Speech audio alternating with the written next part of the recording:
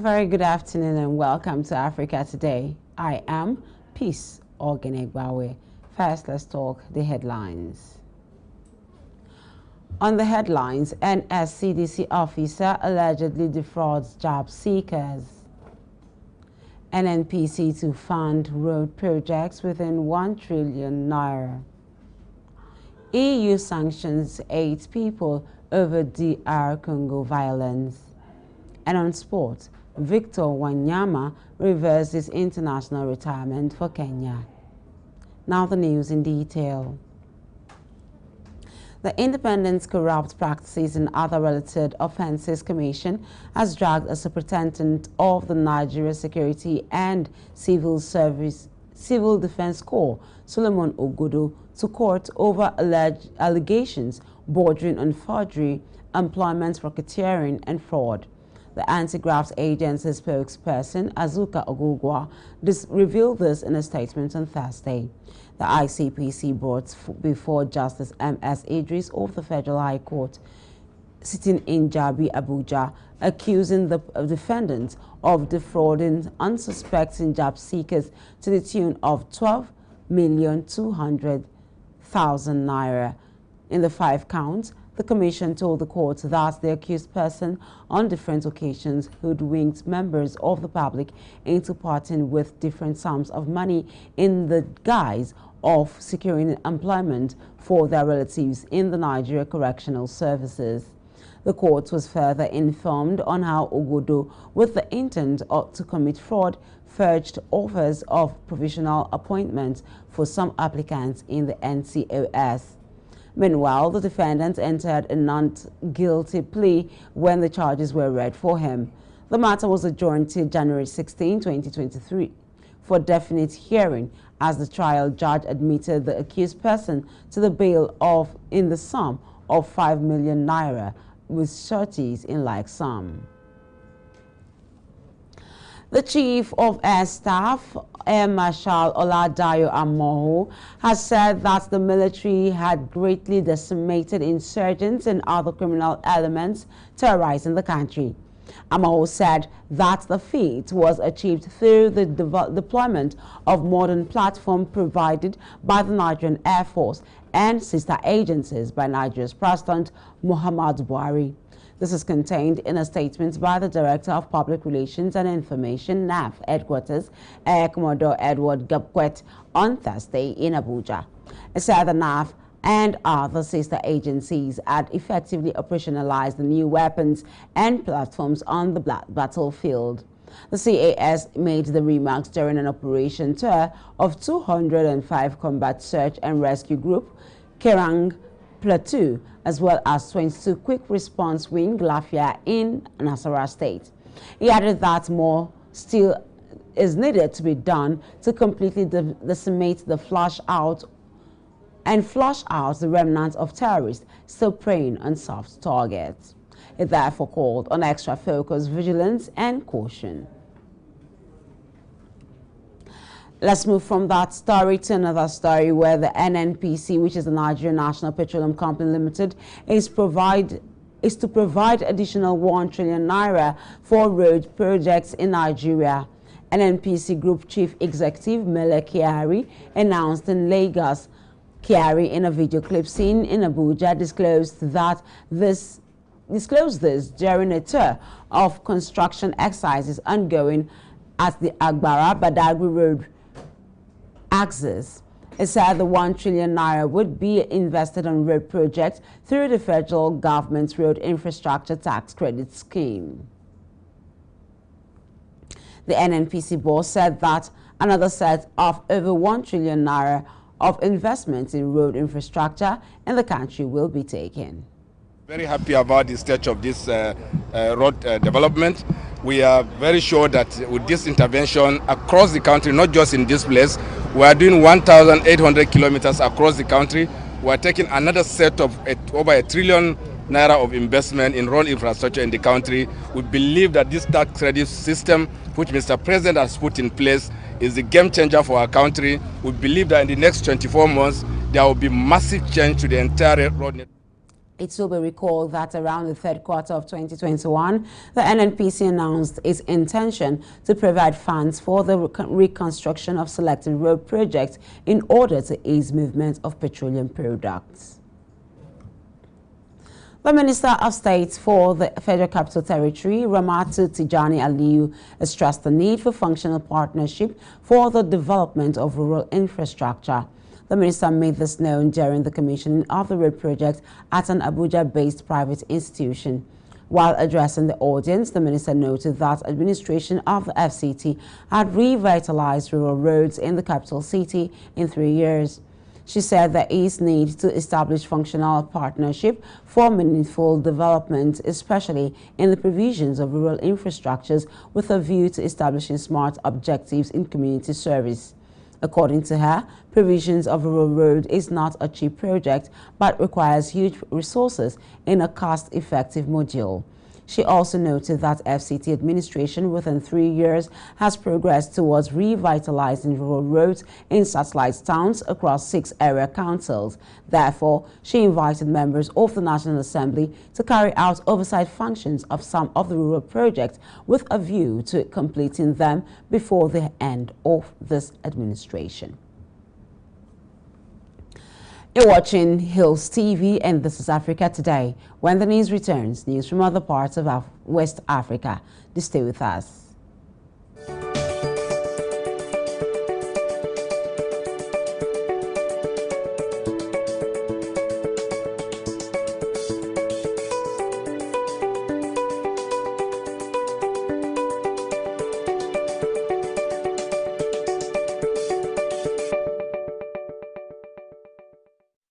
Welcome back. Nigeria's top general has dismissed as nonsense a report that the army has run a secret mass abortion program for the past decade. Chief of the Defense Staff, Lucky Irabo, said he would not waste his time investigating something that wasn't true. According to reports, at least 10,000 abortions have been carried out, many involving women who had been raped by Islamist militants. Women interviewed by newsmen said the termination were performed without their consent. Meanwhile, the United States government has described the report as harrowing and said it was seeking further information. Away from that, a group of lawmakers in Niger has backed a motion seeking to criminalize same-sex relationships in the country. The vast majority of Niger's population is Muslim, but it has a secular government and there is currently no specific law on same-sex relationships. The MP says same-sex relationships are against the religious and cultural beliefs of the people. The proposal was presented to the Speaker of Parliament by Nana Jibo Aruna, a lawmaker from the southern region of Maradi. She told a press conference, on Thursday in the capital, Niamey, that the move was meant to protect the rights and interests of the public. Aruna described homosexuality as a problem affecting our society, while saying that they had to carry out wide consultations and that the proposal had received the support of Nigerian citizens as well as nearly all MPs. It is, however, not clear when the matter will be formally debated in Parliament. However, it's also unclear what sort of punishment they want to stipulate in the legislation. Let's now move to other parts of Africa after this timeout. To stay with us.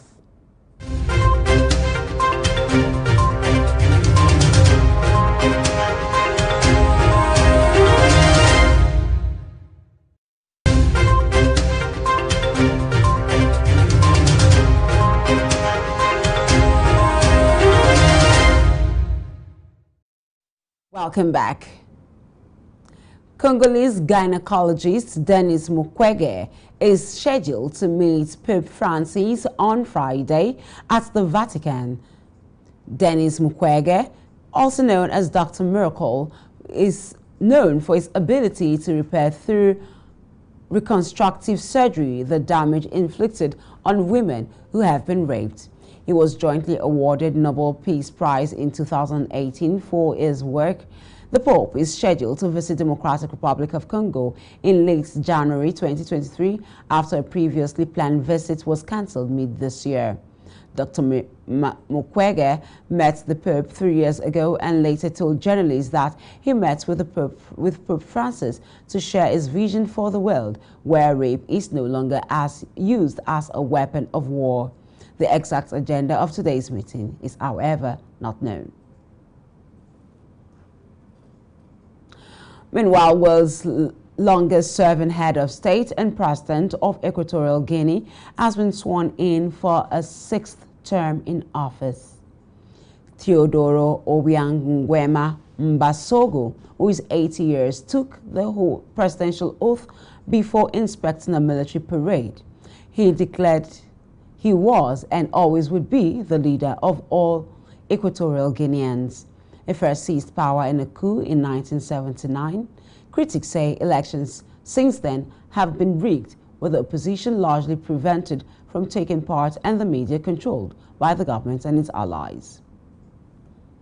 The European Union, however, has imposed sanctions on a number of people involved in fighting in Eastern Democratic Republic of Congo.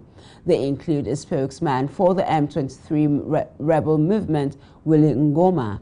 The M23 are blamed for causing instability and insecurity in the east of the country and carrying out human rights abuses, including sexual violence.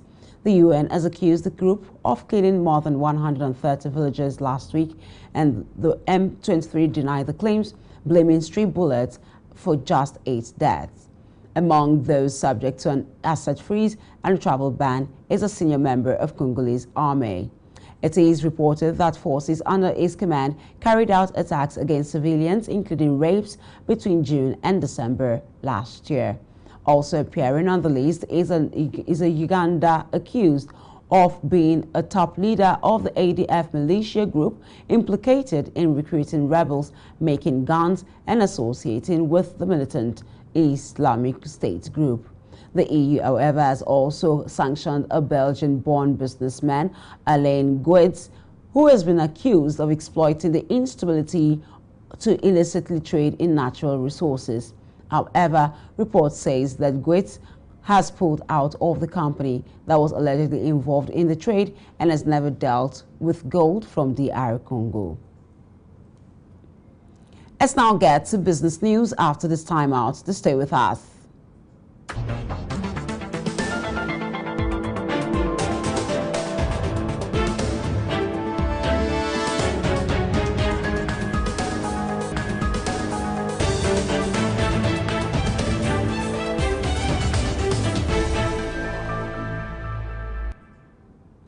Welcome to Business News in Africa Today. Nigerian lawyers have summoned the country's central bank governor over the implementation of a recently introduced policy that restricts cash withdrawals. The policy seeks to promote cashless transactions in Africa's biggest economy after it launched new banknotes. Last week, the bank limited weekly over-the-counter cash withdrawals at 100,000 naira and 500,000 naira for individuals and businesses respectively. Withdrawals at ATMs were limited at 20,000 naira daily and 100,000 naira weekly. The new policy takes effect from January 9, 2023. Parliament, however, resolved to make the central bank governor, Godwin Emefiele, appear before it next week Thursday and has asked for the new cash withdrawal policy to be suspended. In Ghana, Ghana's Finance Minister Ken Ofori-Atta survived a vote of no confidence in Parliament on Thursday after the opposition accused him of a conflict of interest and incompetence in managing the economy. The West African country is battling its worst cost of living crisis that has seen inflation rise to 40%. The finance minister has denied any wrongdoing and has attributed the crisis to the combined impact of COVID-19 pandemic and Russia's invasion of Ukraine. In Parliament on Thursday, only 136 opposition MPs voted for the motion of no confidence after the majority MPs staged a walkout ahead of the vote. The constitutional threshold in a no-confidence vote of a 2/3 majority is 183 MPs. Ghana is negotiating a $3 billion bailout plan from the International Monetary Fund, which is IMF, to stabilize the economy. We move away from that story, and after this break, we bring you sports news. Do stay with us.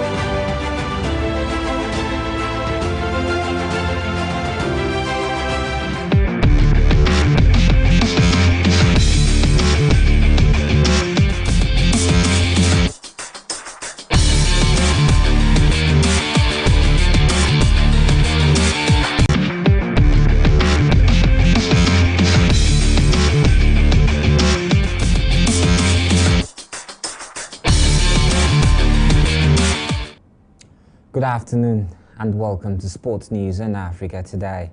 I am Ayednan Lubem. Now to Sports News. Former Sports Minister Sani Ndanusa and ex-President Athletics Federation of Nigeria Ibrahim Gusau have thrown themselves into the race for the top seat of the Nigeria Olympic report. The report showed that the duo are in the contest against current President Habi Gumel, whose last 8 years in office has been labeled docile. Despite the calls for a change in the leadership of the body, Gumel is seeking a third consecutive term and a fifth term overall as the NOC president. He was first elected as NOC in 2002 and was in office until 2010. He returned again in 2014 and he still runs the affairs of the body till date. The Electoral Committee on Wednesday published the list of candidates that met the December 6 deadline, signaling the progress ahead of the elective Congress, scheduled for December 15 in Jalingo, Taraba State. The nomination list for the office of the president includes Habu Gumel of the Volleyball Federation, Sani Ndanusa of the Tennis Federation, and Ibrahim Gusau from the Athletics Federation. The chairman local organizing committee, that is Delta 2022 National Sports Festival, Patrick Oka, has assured that the closing ceremony of the games at the Stephen Keshi Stadium, Asaba, on Saturday will be highly entertaining. Oka stated that the host had a good team on ground that had been preparing for the ceremony for a long time. He noted that the target was to stage a world-class ceremony that would be enjoyed by all participants and lovers of sport worldwide. Oka, who is also the secretary to the Delta State government, said the closing is more significant because there is a need for people to go back to their respective states with good memories at the closing ceremony. Recall that at the opening event, music stars Ruga, Bella Shmurda and Harrison entertained the crowd at the packed Stephen Keshi Stadium. While on Saturday, tomorrow, it will be the turn of Zoro, Eriga and Zlatan to thrill the audience at the same sporting arena in Asaba. Still talking, as former captain Victor Wanyama has decided to return to the national side just over a year after announcing his retirement from international football. The 31-year-old former Tottenham midfielder said he had decided to return to the Harambee Stars after a meeting with Kenya's Sports Minister Ababu Namwamba. Wanyama's decision comes after FIFA lifted a ban on Kenya's Football Federation after the latter was reinstated by the government after being disbanded over corruption allegation. Wanyama posted on his social media saying he has accepted the minister's invitation to return to the Harambee Stars. He is the first Kenyan to play in the English Premier League and has won 64 caps and scored 7 goals. He made his Kenya debut in May 2004 and captained the national side at the Africa Cup of Nations in 2019 when Kenya finished third in their group behind eventual champions Algeria and runners-up Senegal. The former Celtic, Southampton and Tottenham Hotspur man retired on September 2021 after being overlooked for selection during qualifying for the 2022 World Cup, which Kenya missed out on after winning just one of 6 group games. And that's your sports news on Africa Today. Back to Peace for the rest of the news.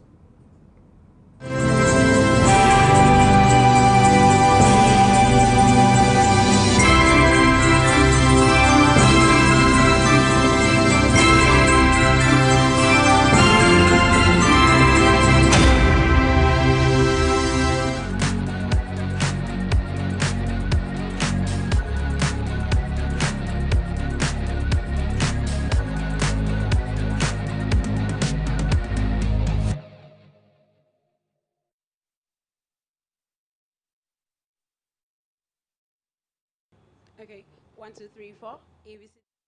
Welcome back.